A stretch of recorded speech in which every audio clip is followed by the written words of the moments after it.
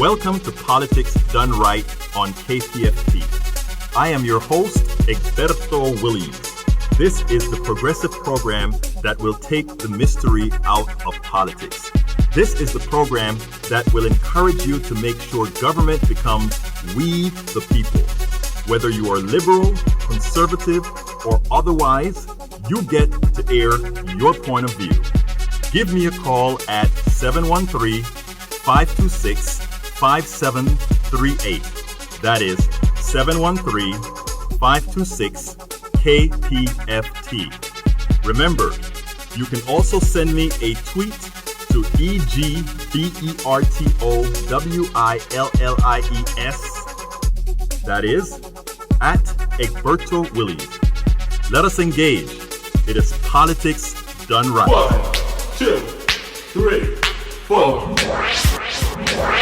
Well, folks, welcome to one more edition of Politics Done Right. I'm Egberto Willies, your host, and we are back in town. How are you doing, Shannon? I am great. We missed you so much, but gosh, you looked like you had a lot of fun. I had a lot of fun. We were busy. We were doing what we were supposed to do. Shannon, you should have been there for some of the stuff, I wish I was. Oh my gosh, it would have been amazing to go to the DNC. I know. That was, it was like an experience. You know, the first time I went to the DNC was just as I was a blogger going out there and hanging out. This time I was on the floor with all the commotion and everything. It was a different experience, but it was great. And you were streaming Facebook Live. I was streaming it Facebook Live. You know why? Because it's exciting? Because it's exciting. This is what our people want. You know, this is what our listeners want. It was awesome to see where you were standing and your view of the world. Actually, as it all unfolded. It was great talking to folks. And it is funny because as things were going on, I had some of my folks out there in Kingwood texting me, did this really happen? Did that really happen? So it's like, oh, yes. These things are happening. I saw it. And most of the times it was, but it's probably not as bad as you think it is. It's probably not as bad as you think it is. But anyhow, it was a great time. Shannon, how was your trip? I know you were out there in Albany, New York. Oh, I was in Buffalo, actually. But, Buffalo, same state. I had the state right. Yeah, it was great. It was wonderful going up and seeing family and slightly cooling off. But I think I brought some of the heat with me. I think not so. As bad. Because, as I got into town, it was like, woof, the heat really hit on you, Oh, yeah. So let me ask you this. Did you catch the bouquet? No. Didn't? I don't even think there was a bouquet. So I don't know what that's about. I don't understand those structured weddings, but it's not mine. It's not mine. It was one of those weddings, eh? But I've caught enough bouquets in my lifetime. I hear you. But folks, we're going to have a great show for you. Aren't we going to have a great show, Shannon? Oh, yeah. Anyhow, let's do this. Many are currently starting to relax.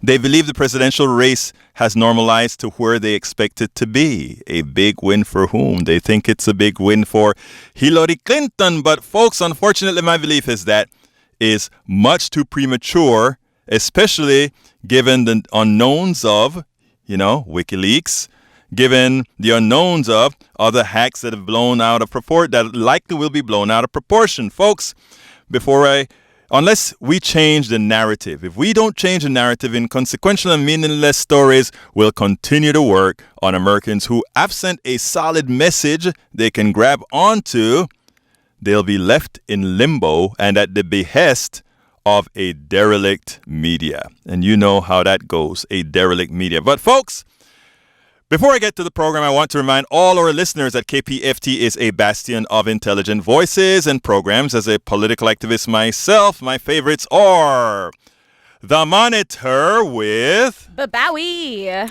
And that is on Mondays at 7 p.m. Then we have Think Wing Radio with Mike Honig. On Mondays at I believe that one's at 9 p.m. 9 p.m. You got that.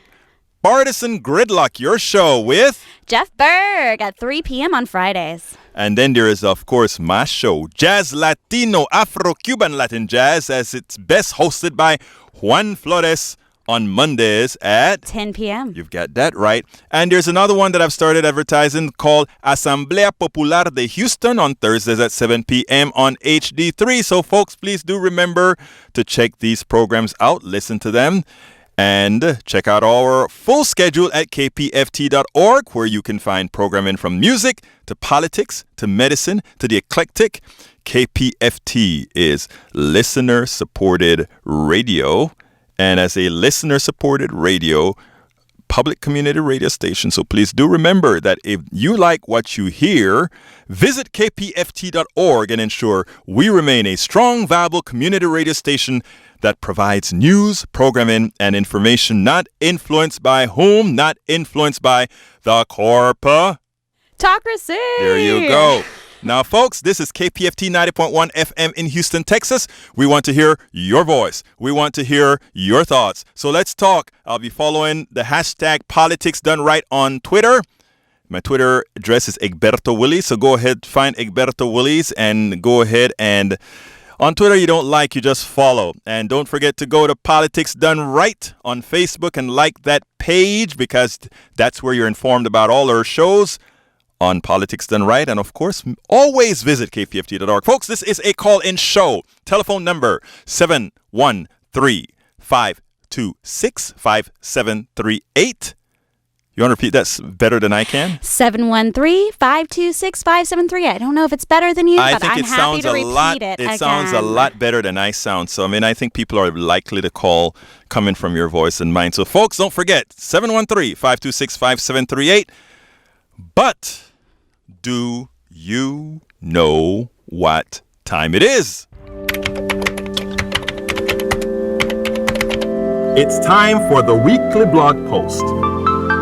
Okay, folks. Yes, we're going to talk politics. So start getting ready to give me those calls and let me know what you're thinking about what's occurring in our current politics, not only the presidential, but any other politics that you want to talk about. 713-526-5738. Here it goes. The blog of the week today is titled, "It is Time for Progressives to Win the Democratic Narrative." And here's what I mean. This week, a Daily Kos article more so than any touched me. Why? It touched on an issue that really, really bothers me. Dartigan wrote the article titled, "3 Words That I Wish I'd Never Heard Democrats Say Again." It's a must-read, folks. So go to our website, politicsdoneright.com, and check out the blog post and go to that to go to that Daily Kos post, and I have a link directly to it. It's a very good read. What I called it is the autopsy of the Democratic Party. But anyhow, Dartigan admonished some Democrats for their dismissal and denigration of the lower economic working class white people. In fact, these people comprise a significant percentage of the Trump voters. Dartigan wrote about the manner in which Daily Kos, the most liberal online community in the country's members, address these folks, which is pretty much terrible. Here's what he said, and this is quoting him. "So whenever I hear the demeaning epithet white trash or hillbilly, sometimes seen here on comments to diaries here regarding Donald Trump's base support, well, I don't know what about that. I know and love those hillbillies. And white trash, to me, is just one step away from what my wife's family would have been called. Well, actually, what she was called. When she was growing up, I never used these words for a reason. They seem awful to me, and when I first heard them, I didn't even understand the connotation. My mom grew up made toys out of rocks to play with her sister, my aunt. My wife's mom made meals for her and her brother day in and day out of spaghetti and kidney beans. Neither were trash, and if they were hillbillies, hey, it wasn't demeaning then. It wasn't a term that was demeaning back then. It was just who they were." Look, that's Dartigan speaking. Now back to the blog. The article should be considered the Democratic Party version of the Republican Party's autopsy. From a policy perspective, the Democratic Party's tenets are poor and middle-class centric. The problem is Democrats do not know how to articulate these policies in a manner that resonate with the Trump supporter. This failure opens the door for demagogues to use cultural and racial issues to divide and conquer. It triggers the dormant evil that resides in many. And note what I mentioned from Dartigan. It is not only restricted to Trump's folk. It is also restricted to some elitist liberals as well, as he perfectly illustrated when he made his point in that diary on Daily Kos. Look, Democrats need their own Frank Luntz, the Republican master wordsmith. More importantly, Democrats need to change the modus operandi. As part of the organization Coffee Party USA, many are trying a different approach. It includes entertaining a civil dialogue with people that are diametrically in opposition or sometimes slightly opposed to one's point of view. It entails allowing the person you differ with to lay out their case entirely. It is difficult when working with those who are basing their beliefs on a particular issue on verifiable fallacies.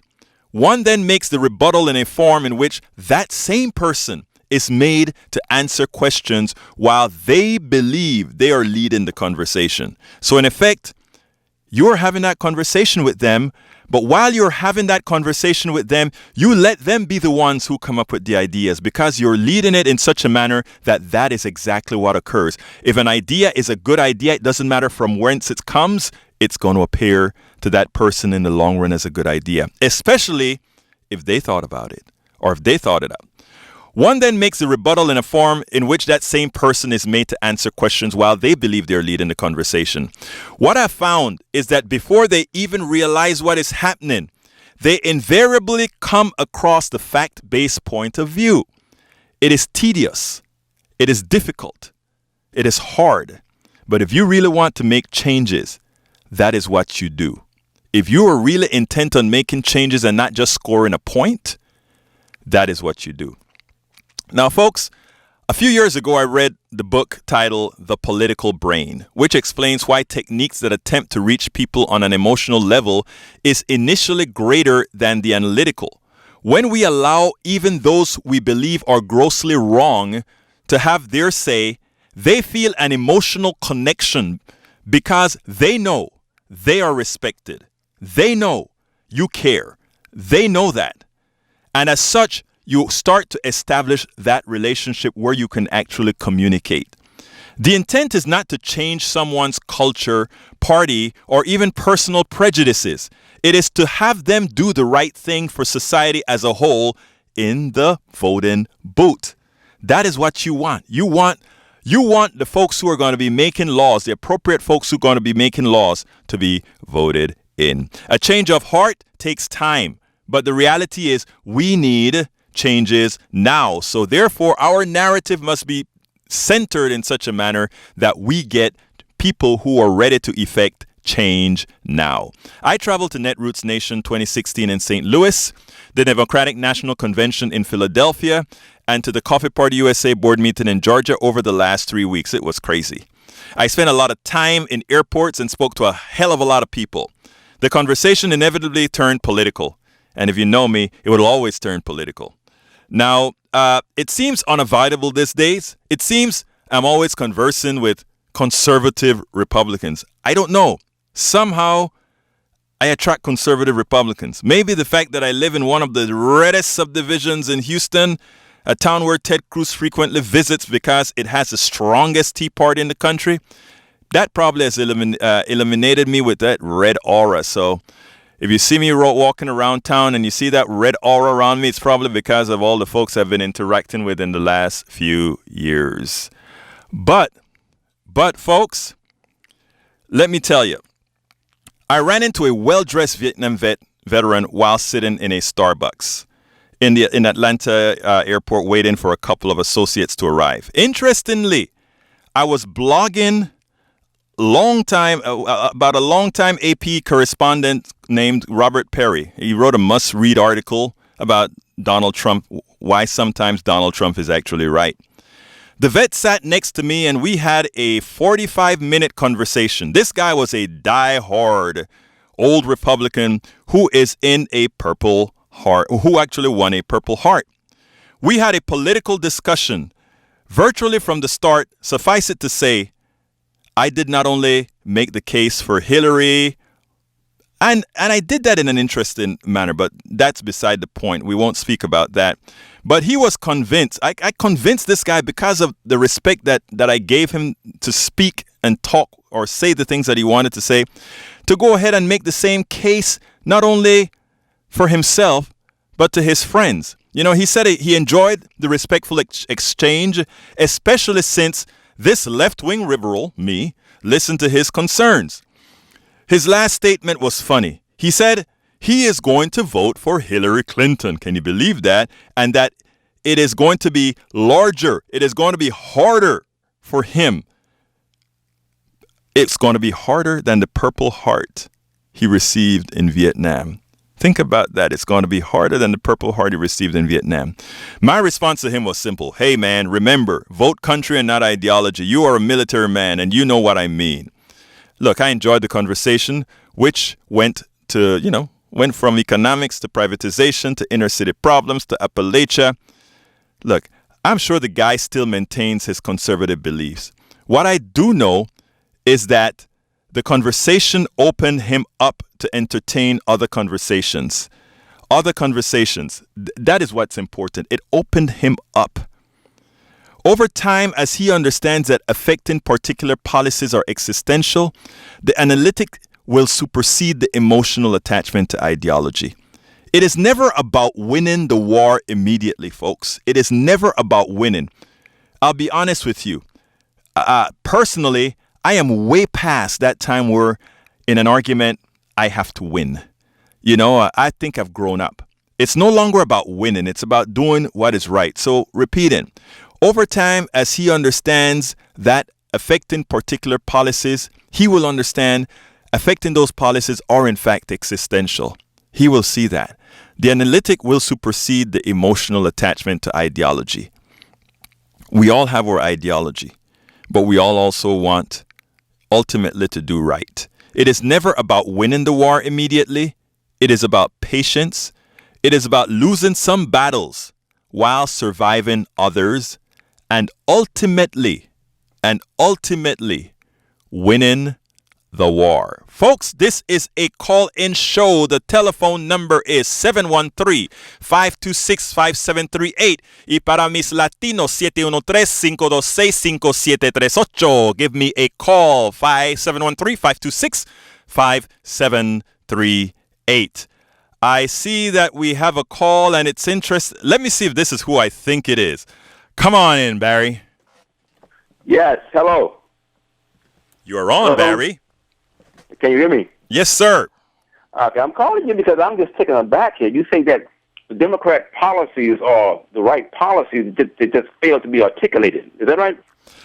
Let me make sure I got it now. You're saying high taxes, large government, gay marriages, gender identity, unlimited abortions, right, open borders, failing to identify the enemy as radical Islamic terrorism, smaller armed forces, weak on crime, coddling criminals, and releasing these maggots by the hundreds are the right policies. They just have not been articulated. Wow, you are so good, my friend. Continue. I'm done. My question is, that's all? How do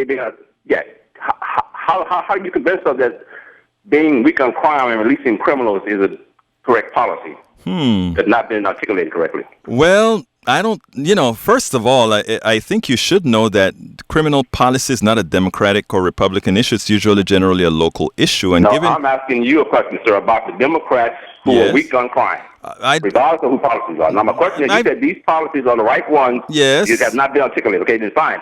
Articulate to me how releasing criminals by the hundreds and allowing them back into other neighborhoods besides yours, is the right policy. Well, I don't agree with your statement in the first place, so I won't even cop to that. Okay, what about unlimited abortions? I don't cop to that either. I cop to birth control. Girl can have 8, 9, 10 abortions. No, we don't. No limit to abortion, no. Let me, you're moving the ball. So let me explain abortion. Sure, my friend. Let's talk abortion. It's okay. Let's talk abortion. No. The question is, do you support unlimited abortion? It's a yes or no question, so let me help you out. No, it's not a yes or no question. You see, that is a fallacy. Okay. Do you support gay marriages? Absolutely, yes, I do. No, okay. Absolutely. You support gender identity. I can fall out of bed tomorrow morning claiming to be a girl and demand to go to the YMCA women's locker room and shower area. Well, yes, because let me tell you something, my friend. Once you answer the question, I got to move on. Sure, go ahead. High taxes. Wow.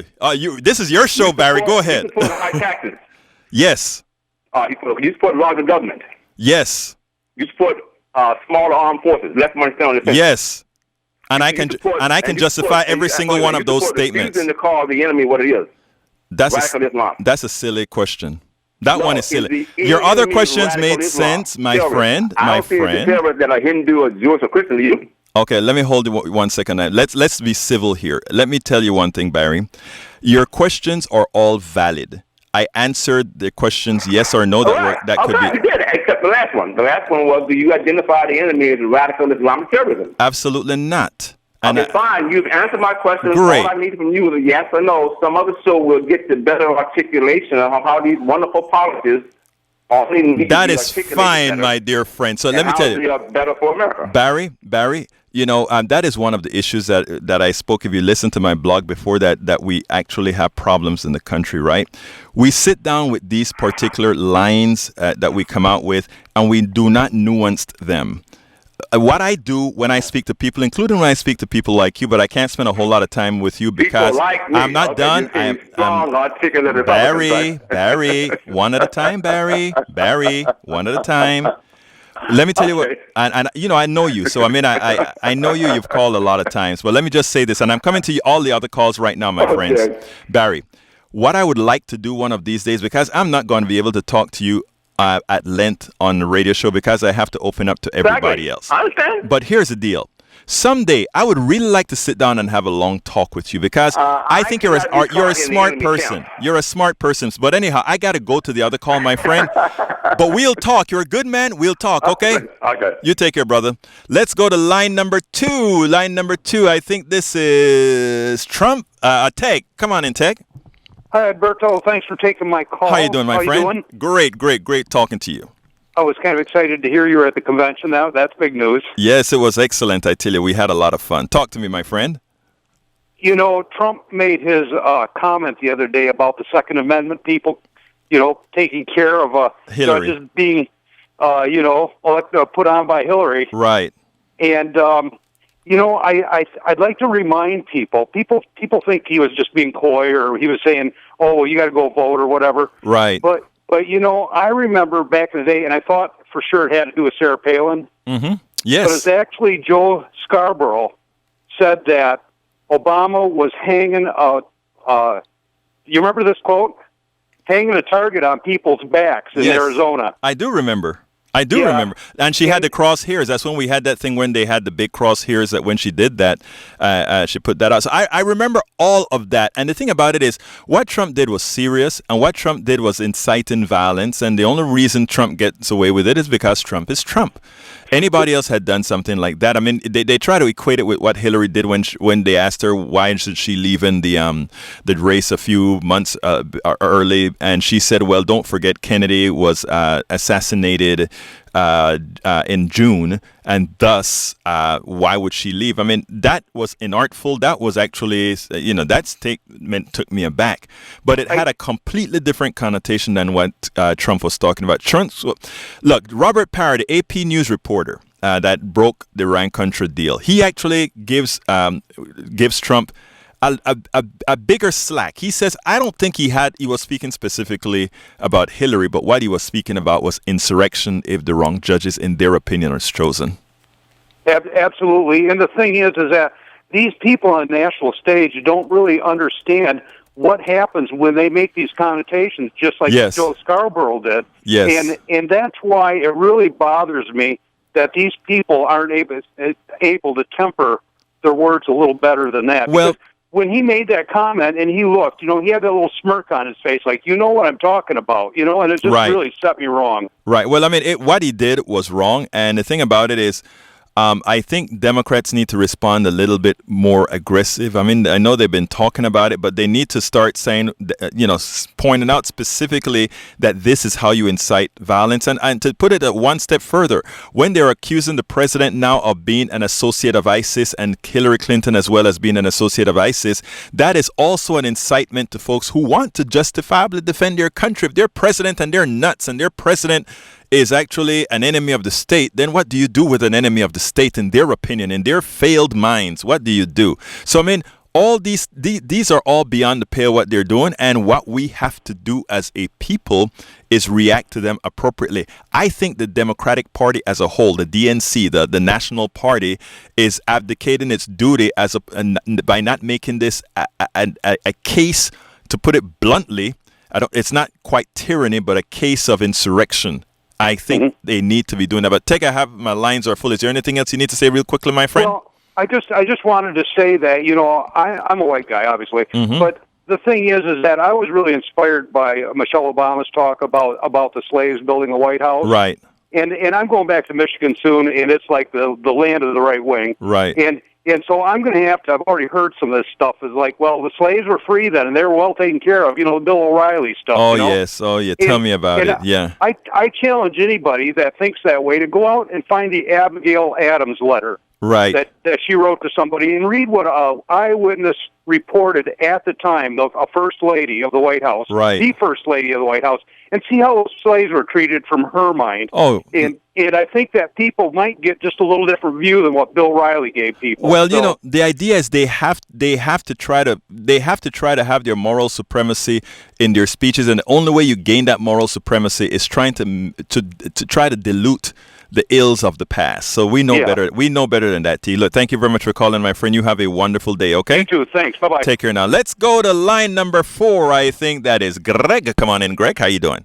Hello, and I'm just amazed in 2016 that you have a presidential candidate say the things that he said, including what he said about Second Amendment people. This is also the same man, if you remember, way back last fall, that he said that he saw people cheering the attacks of September the 11th. He lies, yeah.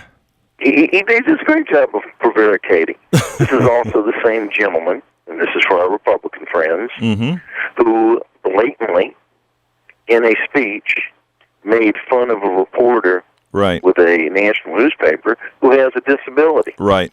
And thought that was really funny. So, Republicans, you deserve what you're going to get.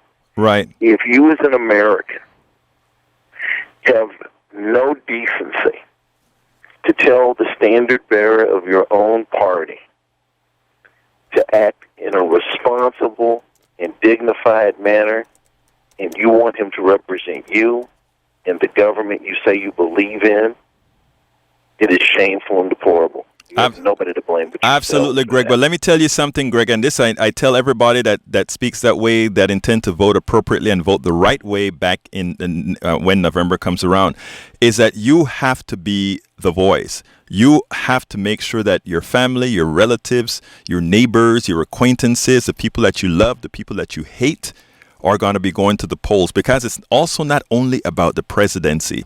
It's also about the House. It's also about the Senate. It's also about the local elections that we're having.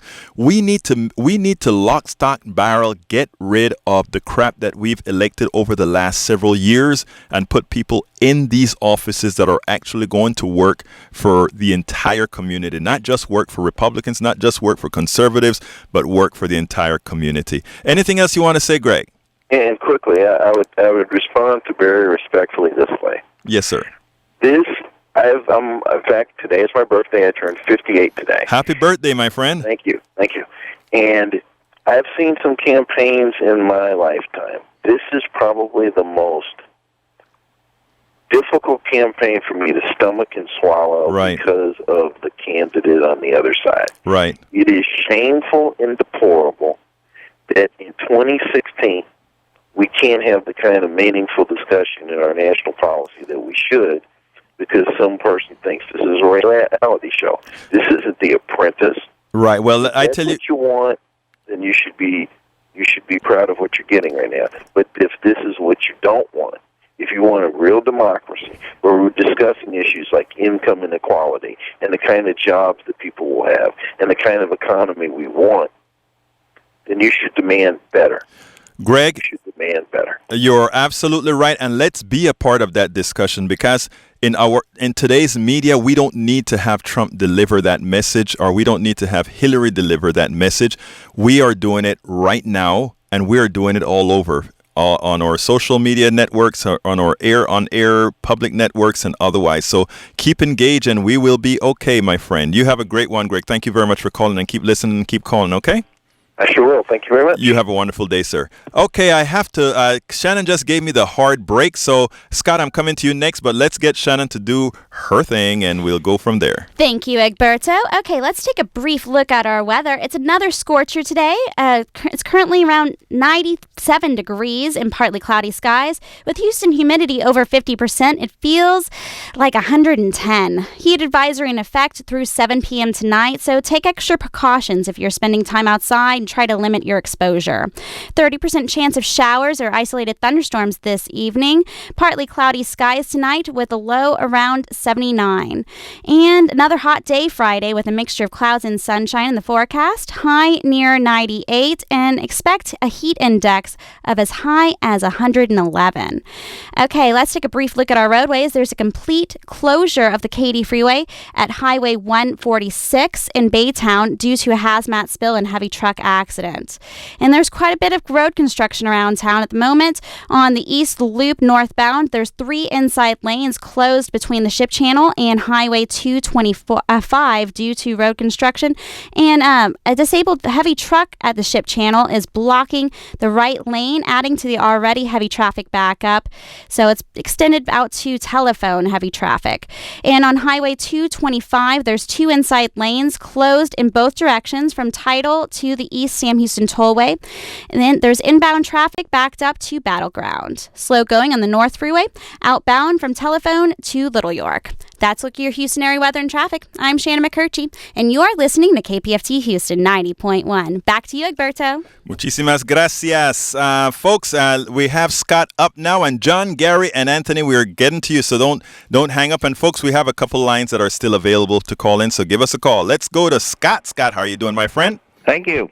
I don't think I am soft on crime if I say there are too many criminal laws.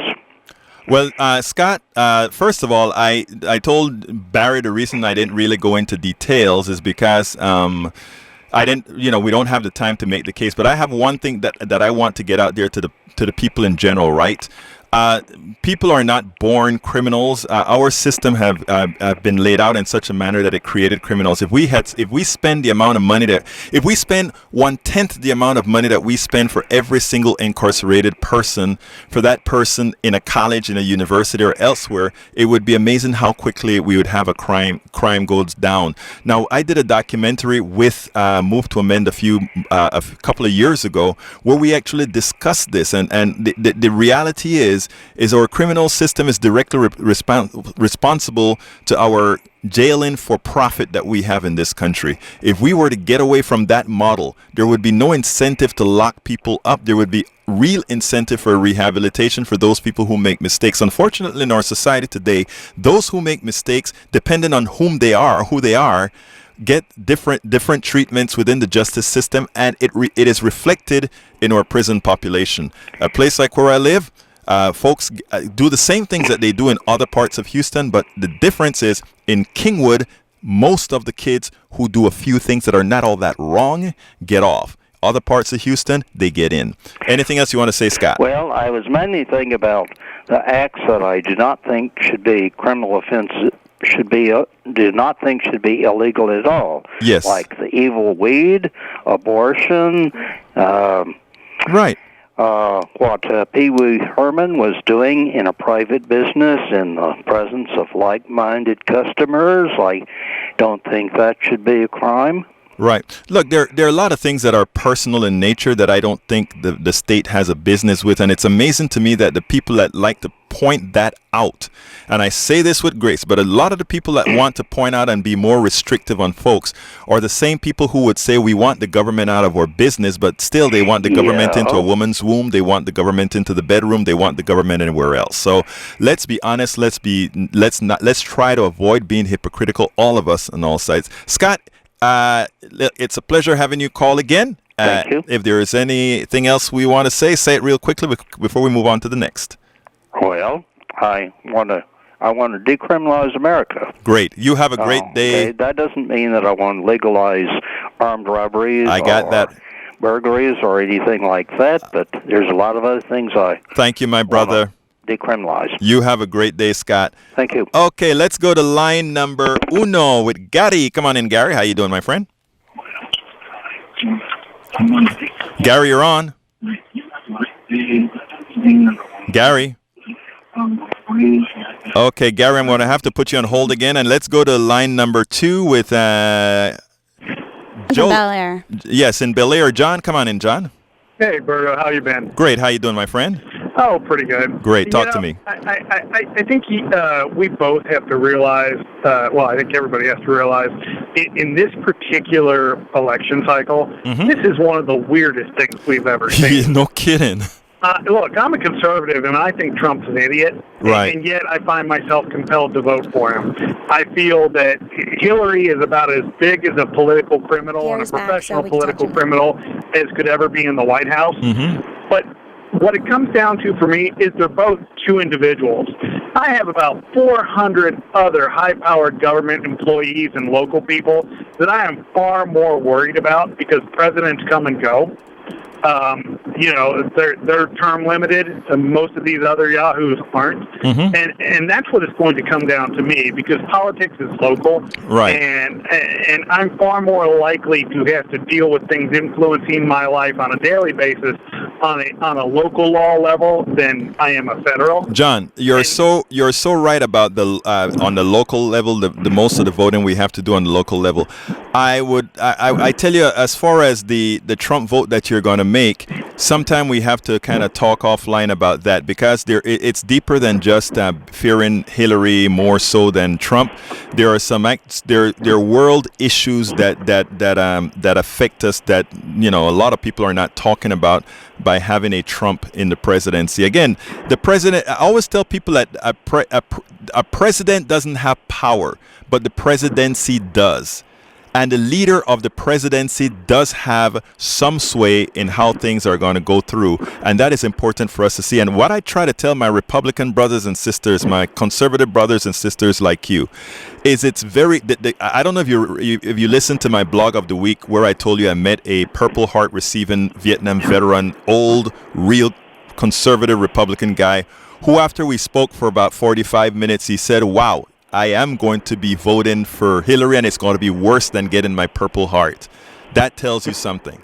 So, and I understand that. It's like, I just had a conversation, I guess about a week ago, with my ex-brother-in-law, who's used to work for Ford, retired, union member, and always voted Democrat because that's what they did. Right. That's what he'll tell you. And he's going for Trump because he believes Trump is the working man and that the Democrats left them behind. Oh, you know something? I really hope you read what I said in my blog. And I don't know if you heard it, but I did. I listened. And what's important, I always do. And what is so important about that blog is a paragraph that I specifically stated: the policies of the Democrats for those who think they're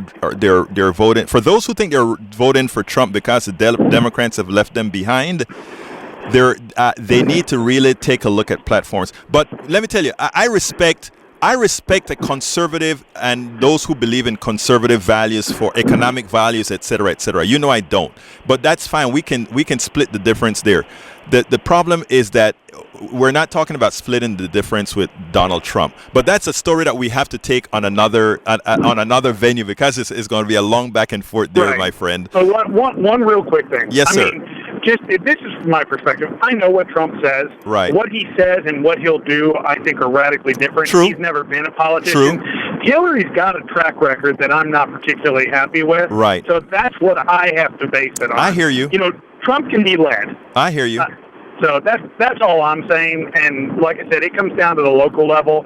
And I have a lot of other people that, and I encourage people to vote straight ticket if they're not going to bother to take the time to go through and pick and choose. And, maybe you don't vote for the president, but you vote for everybody else. Right.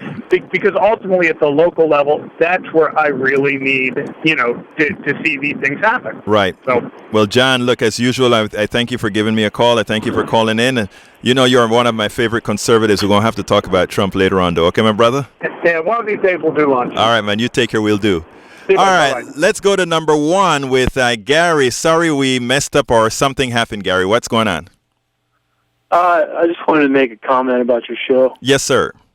Can I ask where you were born? Sure, you can ask that. I'm from Panama. I'm interested to know what that has to do with the show, but I'm from Panama, Central America.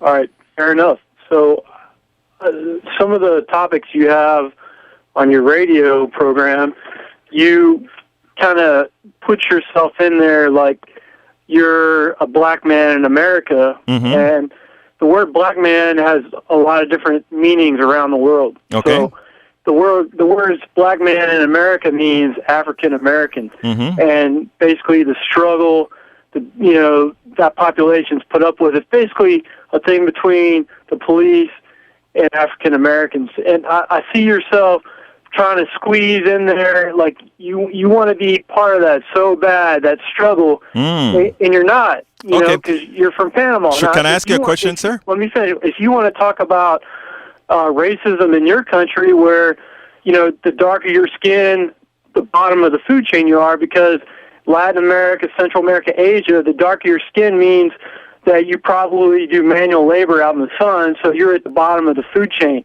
But I just don't. It's like you want to be part of it so bad, but you're not. Okay, let me qualify that first of all. I don't think you know enough about Central America and the other countries to make that statement, because I've done quite a bit of traveling. I understand, but that isn't true. Back in Panama, I was pretty much very middle class. Unlike many of the, if you want to go with colorization, there's colorization issues all over the world. That is true. Right. Number two, all black folk that didn't emigrate after before the 1900s to this hemisphere didn't come on a pleasure ship. We were all on a slave ship coming either to Jamaica, to Panama, everywhere. So we all share that in common. Third, when this black man, Latino, I also consider myself a Latino because I am a Latino. You are, like, own but it. let me finish. You know what I mean? No. You're not an African American. Listen, I am a black. When you use that phrase, black man in America, that's what it means. Sir, let me finish now. I gave you the whole chance to talk. Come on, we're civil here. Let me finish that. Now, here's the deal. When I walk on the streets of America, nobody sees this is a man with black skin or whatever skin you want to call my skin, and somehow I'm going to treat him differently than that person, African American. Because if you look at Africans in this country, totally different than an African American. There's racism even between them. You're right. There's racism between. Sir, look, you're right about that. Mexicans that were born here and illegal. Sure, they look down on those. They're their own people. Yes, you're right. They're illegal. They don't like them. So hey, you're not a black man in America, man. You're Latino. Hey, I am a black man in America. I'm a Latino in America. I'm all of that in America, man. Okay? You but want look, to be part of it so bad. Yes, I am part of it. But my friend, I appreciate your call. Yeah. And you keep listening, you keep talking. We'll educate each other. You have a good one, okay, my friend? Yeah. Take care now. Okay, let's go to line number 5. Anthony, come on in, Anthony. Yeah, man, that was funny. Thanks for taking my call. See, Egberto, you're a pseudo black man. No, I'm a real black man. I'm sorry. Anyway, okay, let me ask. I'm glad I was kind of nervous, but he's lightening it up. Yes. Okay, I have an opinion. Yes, sir. And I want you to give me your opinion on my opinion. Yes, sir. I am of the opinion that Donald Trump was actually trying to make a mockery of this whole this election system here, and it's backfired on him.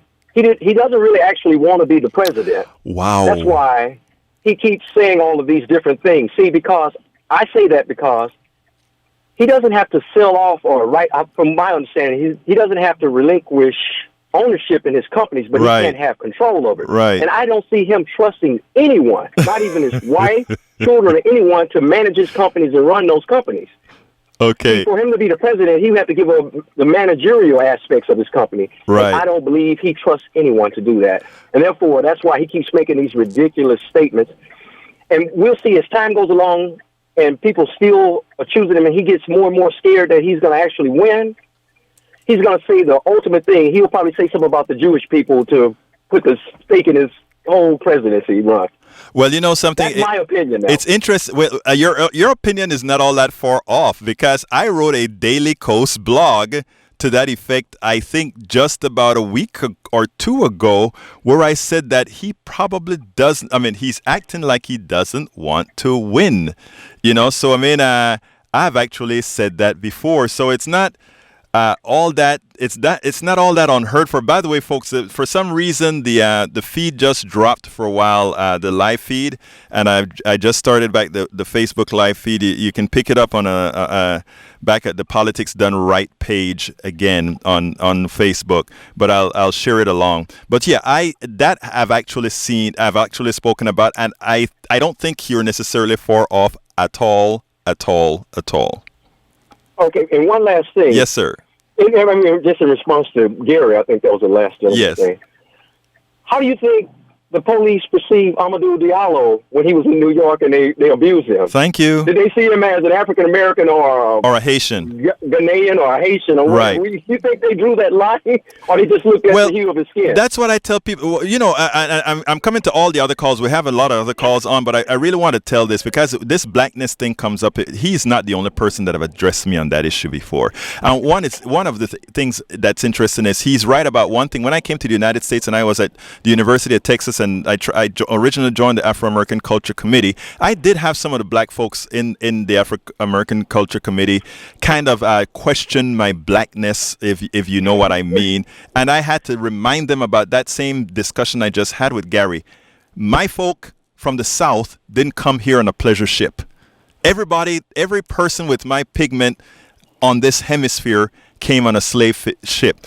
The only difference in languages is that we spoke the language of the then masters. People had to realize that. So, I mean, I understand all of that.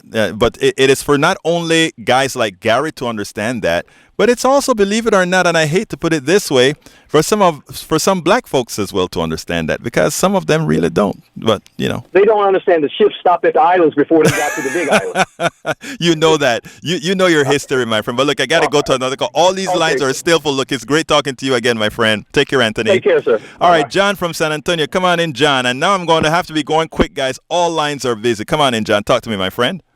Good afternoon, Egberto. How are you doing, sir? Yeah, okay, I'll start off with your pronunciation of D'Artagnan. It's not D'Artigan, it's D'Artagnan. That was a character in The Three Musketeers by Alexander Dumas. See, you sold me out as somebody not knowing that stuff, man. Okay. All right. The second thing is in your article, you were talking about Frank Luntz and how that's, I mean, I thoroughly disagree with that. Make your point. Because Frank Luntz is a con man. Yes. He is. And so why did the Democrats need a Frank Luntz? Frank Luntz.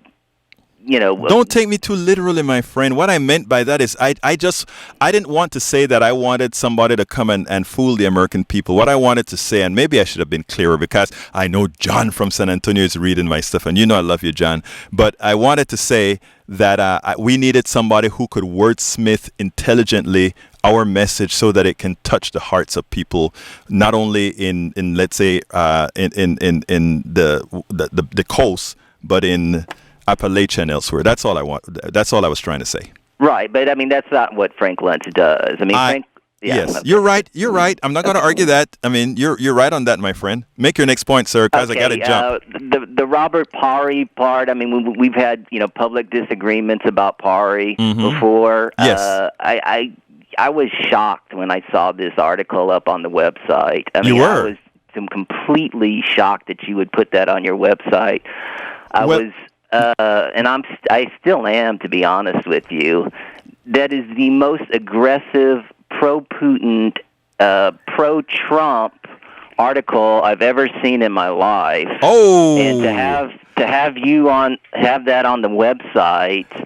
It was just unbelievable. Let me tell you why I put that on, okay? Because there is decidedly some shenanigans that occurred that both of you and we discussed this on my internet show before that occurred in the Ukraine. I don't want to go through that right now, but I get that you don't like that I placed the article. Point taken. Okay. The reason is because we completely disagree with what you define as shenanigans. Yeah, true. Robert Parry was not on the ground in the Ukraine. There were, many journalists who describe, point by point, and I actually did this on one of your shows about 2 years ago. I remember. On your internet shows. Point by point, exactly what happened in Ukraine.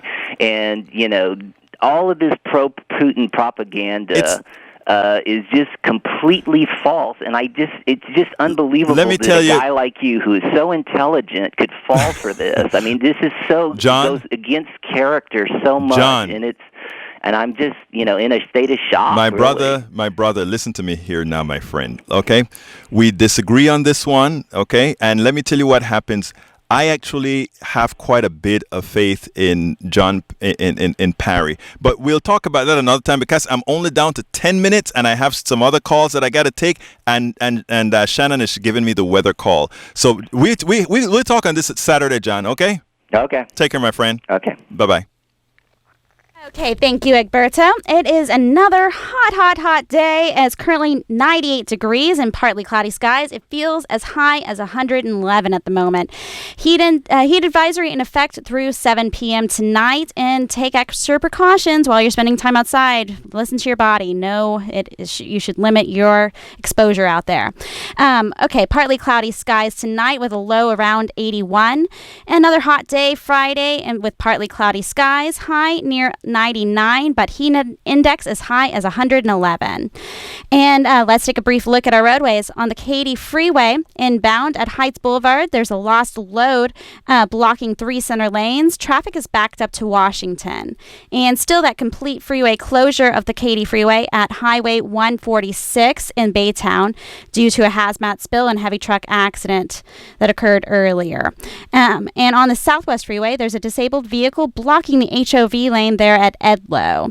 And a few other trouble areas around town. Slow going on the West Loop in both directions from Evergreen to the Katy Freeway and northbound up to Irvington, and still slow on that North Freeway outbound from Telephone over to Little York. That's a look at your Houston area weather and traffic. I'm Shannon McCurchie. Back to you. Muchísimas gracias. Now, folks, I see that some of you dropped the line. Wait, and I know it's long, but we got to get all those talking. Let's go to line number 6 with Alan. And for those who dropped, you can give us a call back. Their line's open. Okay, Alan, is that? Alan. Yeah, I can hear you. Quick, like you want. Yes, sir. I'm going to make 3 points and give a website so listeners grab the line is bad. Yeah.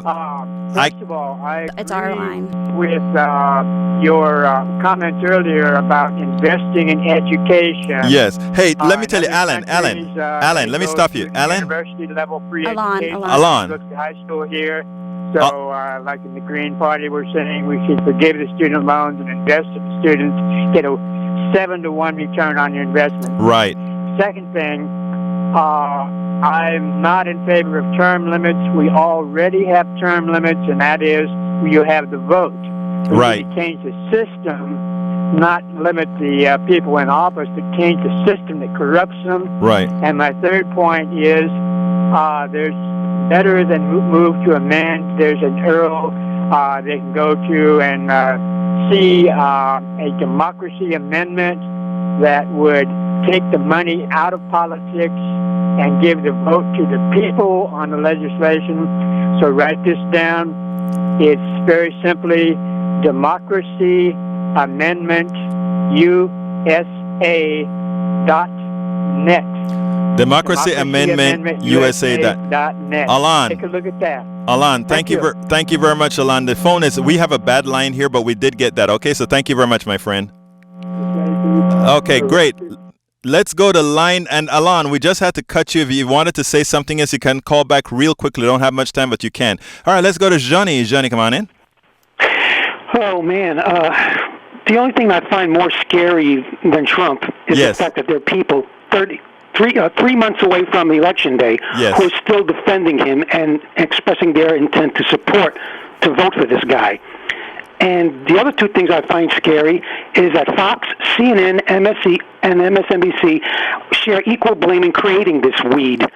And that was only possible because Republicans have for decades been criminalizing public education to the point where now we have people that are easily swayed and they work too many hours and they just don't feel like doing the research to discover that Trump's really a big butthole. You know what? I think that is a legal term. I don't think that is one of the 7 sins. But here's the thing, buddy. What could I answer to you? You're absolutely right. Right. The networks They created Trump. They allowed him to exist because Trump was very good for money. I run a website as well. But the one thing that I try to do is balance Trump and use the Trump name that will bring some folks in to then enlighten them or try to respectfully talk to them about doing what is really best for the country. But I tell you what, we have some conservatives that call the show as well, and some have already told me there's no way they'll vote for him. We had another friend on today that said that he will be voting for Donald Trump. I tell you what, I really want to continue the conversation with this guy but anyhow, I have somebody that wants to make a comment. Come on in, Tony. Hey, brother. I'm sorry to disturb. Yes, I'm here. Hold on. Yes. Okay.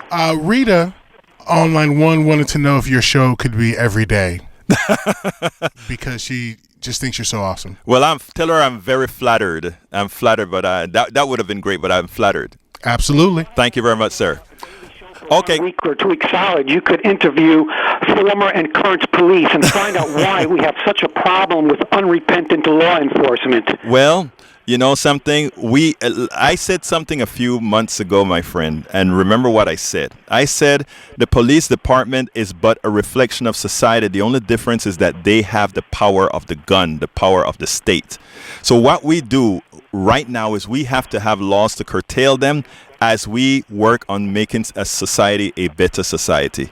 And once we get there, things are going to be okay. Look, I'm very positive, right?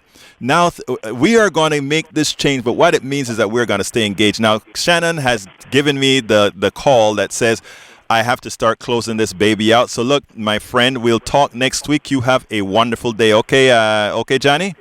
I'm agnostic, but I'm going to pray for you and everyone else, especially for Republicans who still defend Trump. The ones who go, yes, but. Even when you bring up the fact that he's a racist. Yeah. Thank you, my brother. You have a great one. Folks, it has been my pleasure to be back here with you live. We had 2 weeks of podcasts. I missed you all. Thank you very much for being here with me. This is Politics Done Right. I'm Egberto Willies. You have a wonderful day.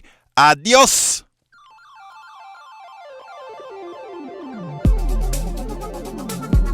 Thank you very much for listening to Politics Done Right. I am your host, Egberto Willies. You can personally reach me by sending an email to egberto@politicsdoneright.com. Remember, Egberto is spelled E-G-B-E-R-T-O. Change starts with you.